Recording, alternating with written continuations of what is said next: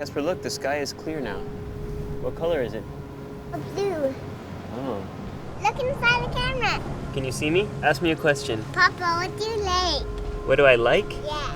I like you. What does your glasses do? Oh, they let me see color. Real color. Full color.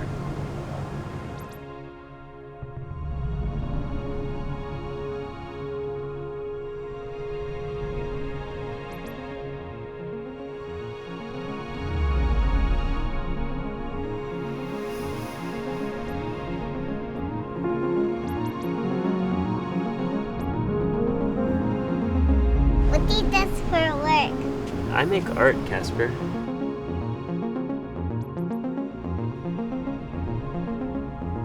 Do you like cameras? Yeah, I do like cameras, actually.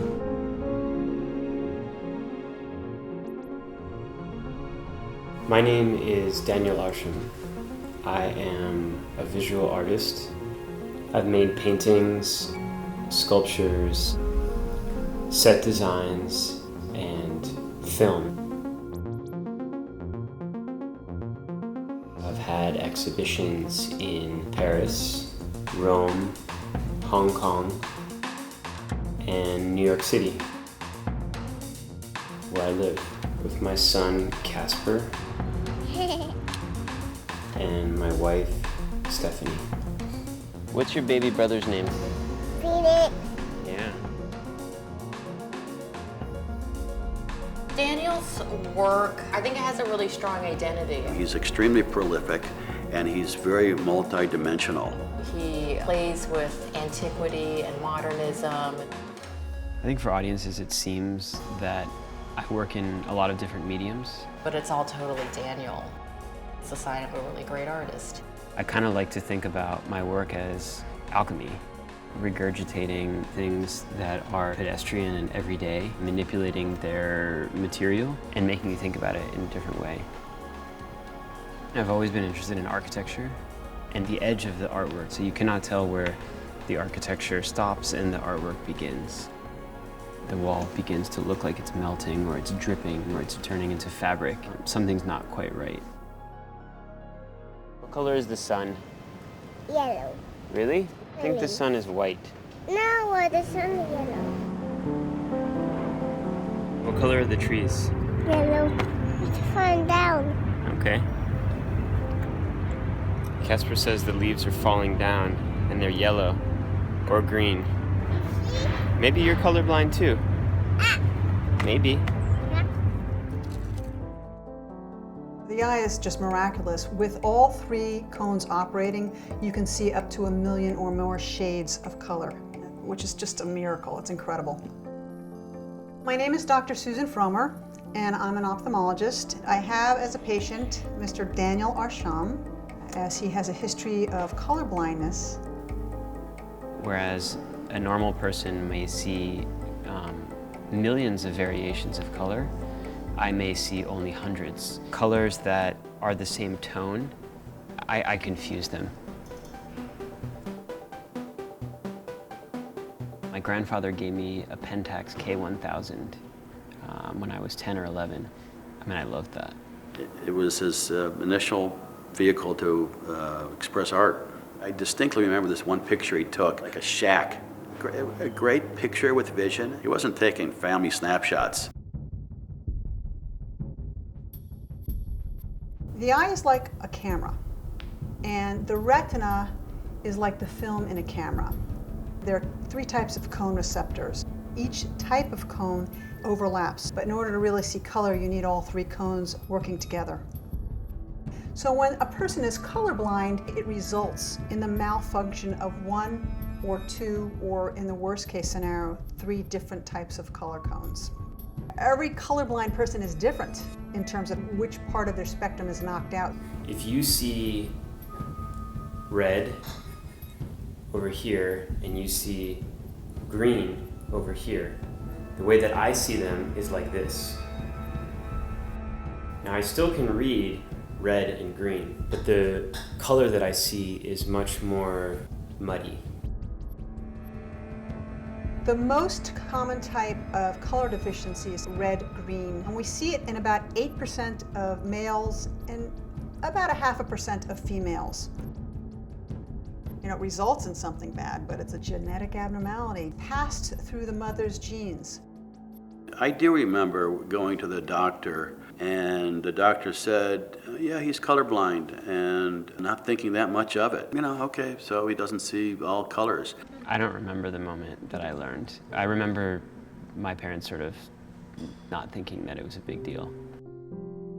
I don't recall that he and I have ever really talked about his being colorblind. We just haven't really talked about it. For children growing up, it's really hard for them in the classroom if it's not picked up early, because so much of our learning materials and our materials all around us are color-coded. And those kids, they start to shy away from certain tasks because they can't see it properly, or it looks gray, or it's washed out and it's white. But if it's figured out and it's caught early, then you can teach the kids strategies. Maybe I can make one of the number things. Number things.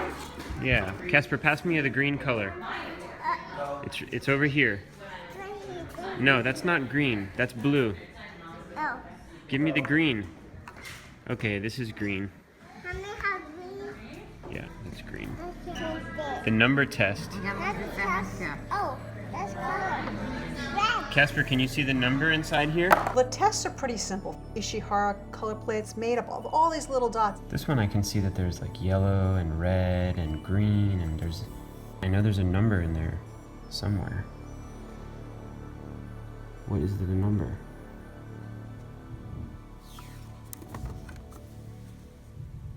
I mean, do you see a number in there? I see nothing. I have these two shoes. I have a blue one and a black one. Couldn't tell which one was which this morning, I guess. Idiot. Think about engineering, designs. Much of our work is color-coded. I can't be a police officer. I can't be a pilot. There would be certain types of specialties that you just couldn't do. I don't know of any of the artists that are colorblind. Picasso, they felt, was colorblind. I wasn't aware that Daniel was colorblind until I think much later in our friendship. There's not a lot of people that know I'm colorblind. When I found that out, I kind of like went through his artwork in my head quickly, and you know, most of it is white and gray. It is interesting as his art began to develop how it was monotone.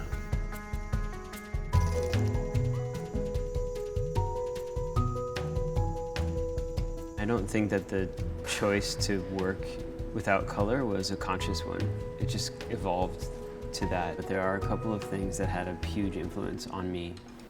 The Future Relic was influenced in part by the utter mess that our house was after Hurricane Andrew. We were in a closet covered by like a mattress. I had visions of grabbing the kids' ankles as they got sucked up like in The Wizard of Oz. The house was completely dismembered during the storm. For me, that was the first experience of seeing what's inside the walls. I was pretty freaked out, and I suppose it was pretty frightening for a 12-year-old.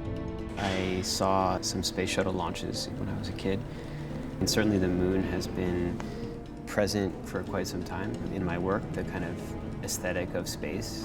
You know, there's a lot of black out there. I've gone back and looked at work that I made in high school and elementary school, and there is color in some of it.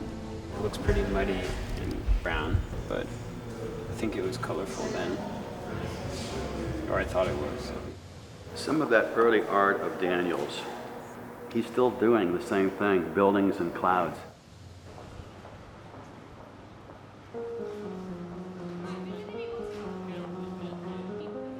One of the reasons that I like architecture so much is that there's very little color, right? It's all about structure and symmetry. There's a huge precedent for collaborations between artists and architects going back, you know, to the Renaissance and beyond. I came to New York because of Cooper Union. It was a huge dream that I had. In freshman year, you take a course called Color Theory. One of the first questions that the professor asked was, is anyone colorblind? Because if you are, there are things in the class that you just will not be able to do. I still found that class really interesting. I was in architecture school. He worked and thought a little bit more like an architect than a lot of artists did. Seriously, will break the phone. This architecture comes from a Lewis Carroll poem called The Hunting of the Snark. This kind of unlikely crew that's on this impossible search. Their ocean chart to discover this creature is a blank white expanse. We've used that blank map as a reference or an inspiration for the work that we're doing, the search for the unknown. You want to try my sunglasses on? Yeah. These are special. Okay, ready? Yeah.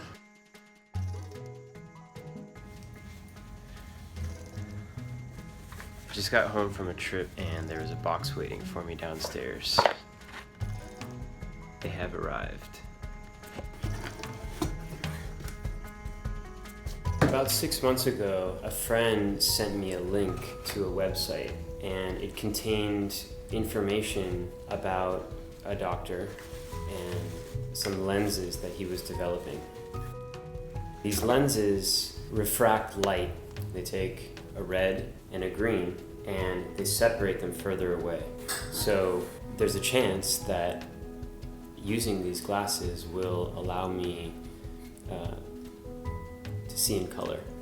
It took a long time to get them. They were back ordered. It was a very anticipated moment, something that he had really built up. I had done a lot of research. For some people it affected them really drastically, and other people were sort of like, well, they're like sunglasses, sort of.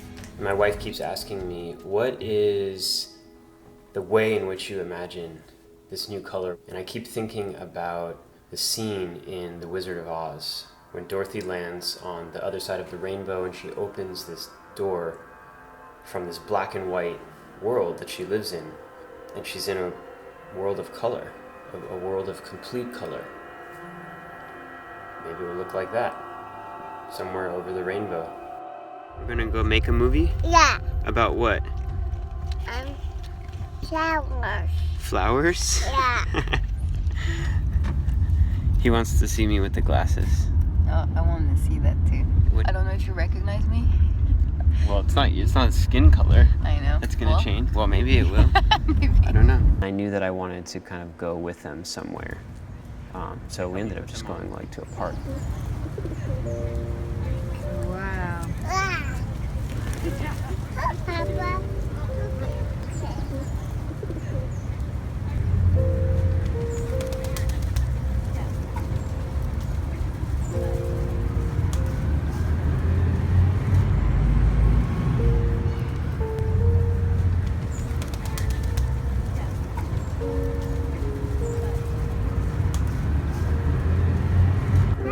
Part of the reason why I feel like it was so emotional to me was that I was there with my son. Subtle things about him were different. So what do you see?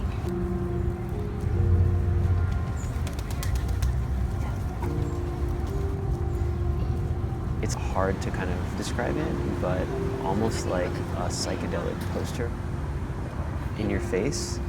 That's kind of what it felt like. It was pretty jarring. So what colors now that, Like if I look at the grass, do you see the different colors oh of my the god, leaves? seriously, it's fucking weird. This is how you guys see?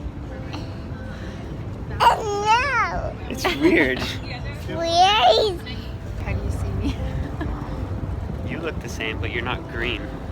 Oh, main- that's good to know. This flower.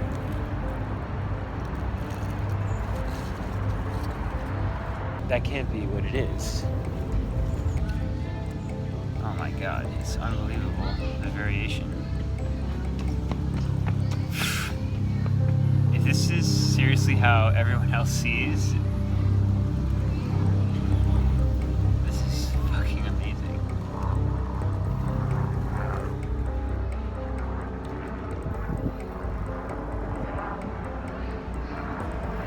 This is gonna probably sound really stupid, but honestly, one of the most amazing things is just the grass. Just staring at this grass. I feel like I could just sit here and stare at grass all day. And what I thought was purple is what the sky actually looks like. The sky is actually purple. until I started to look into these lenses, I didn't really think that it had affected me that much.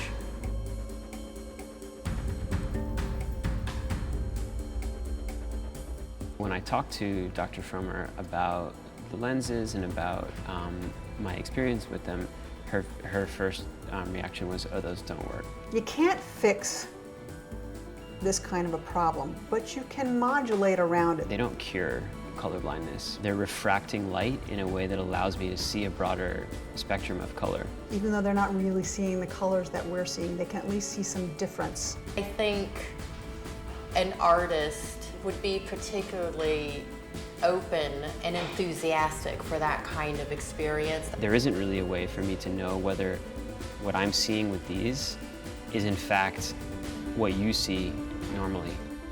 This is all really subjective. The thing about color is that we all agree to say that that's that color. What color do you like? I like green and purple, and That's a lot of colors. that was just two. And I like pink and blue also. So these are some new paints, custom made, about 5 times the amount of pigment that a normal paint would have. Well, the orange is not that different. Let's see the blue. Yeah, the blue is very different. It's much more rich. I can't wait to use this stuff. I'm hoping that it's going to work because it's really expensive. I'm out here in Tokyo, and you can see I brought my glasses with me.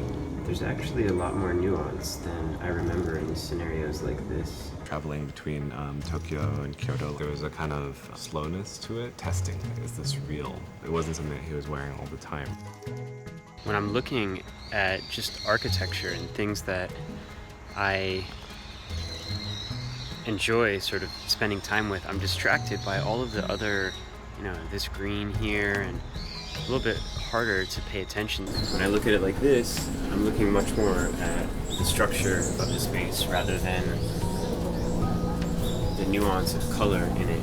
The difference between all of the different reds was muted. Wow. Even this, super different.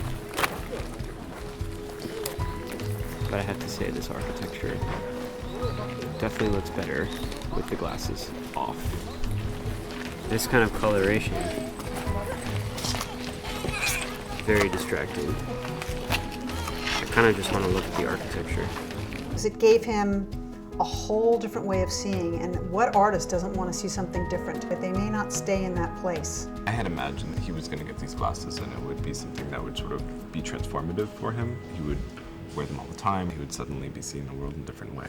Being in places that I had been before that are full of color and memorable to most people because of that color. They were memorable to me, but they didn't have anything to do with color. The more I wear these glasses, the more difficult it seems to imagine wearing them all the time.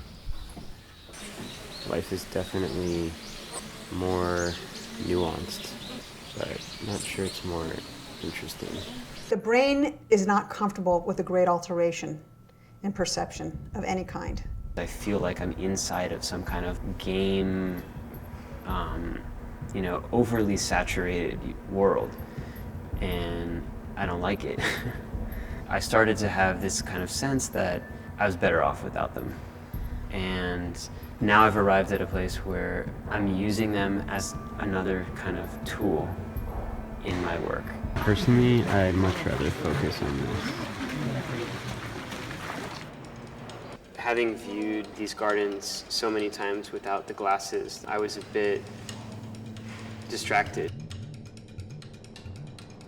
The gardens are much more about linear gesture. Color is used very sparingly in them. So these are small-scale tests for a much larger garden that I'm working on for a museum exhibition next year. I probably would have done this in white sand before, and I still may.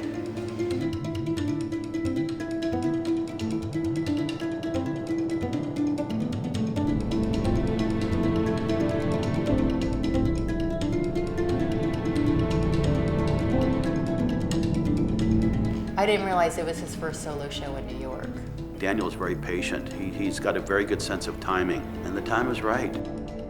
Even though I'm adding color, there's still an idea of reduction, making a show that is really limited. There was a choice about different materials that I could use, and the calcite and the amethyst were ones that worked physically. The process for making these works involves crushing up the material, and that gets combined with a binding element that ends up being inside of the mold.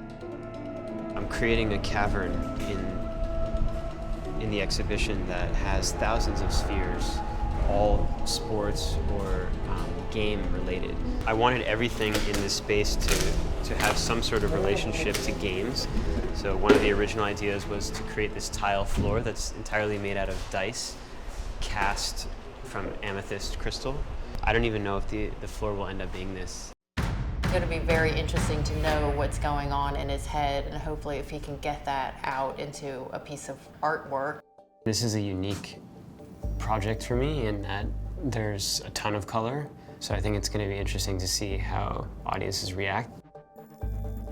There's approximately 1,000 balls, and we have a couple thousand more that are going to be joined to this. The idea is to create this kind of cavern that would be as if you stumbled upon this site in the future. I've created work with spheres before, these kind of cloud-like forms that look almost pixelated, so it's almost as if you could step inside of it.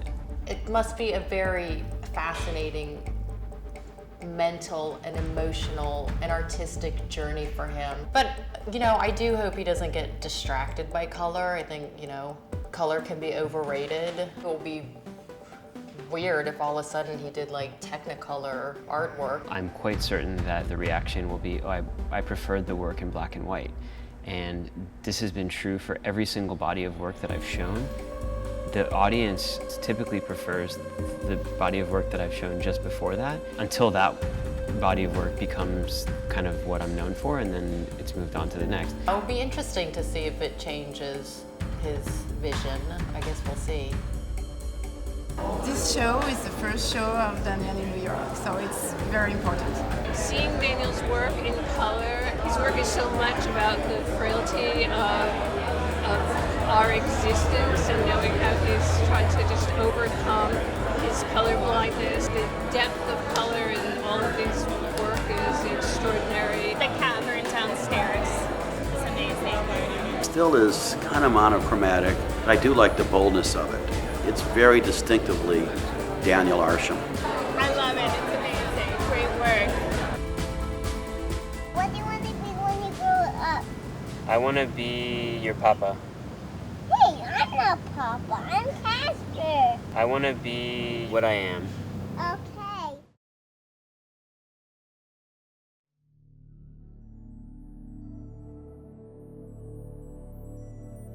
Daniel told me he stopped using the glasses, but he found it so distracting and so different that I think he painted for a while like that and then had to let it go. I actually haven't seen him wearing them. I've stopped wearing them, except in instances where I want to, you know, look at a color to know what you and everyone else see. Because I selected all of this color with the glasses, I don't even care what it looks like with the glasses now. You know, I'd rather look at it the way that I see it. The experience altered his perception, I think, of the world in a way that was unsettling, or he felt like he just didn't need. There were consequences that I hadn't anticipated, almost like color fatigue. If you're used to perceiving something in a certain way and listening to music and hearing tones or seeing light in a certain way, it's actually very distracting to have a new and different perception. It's not always better. But to be colorblind and then to be given the gift of color, it's, you know, there's probably a double-edged sword. I mean, it's not necessarily a gift. Not everyone wants another person's reality.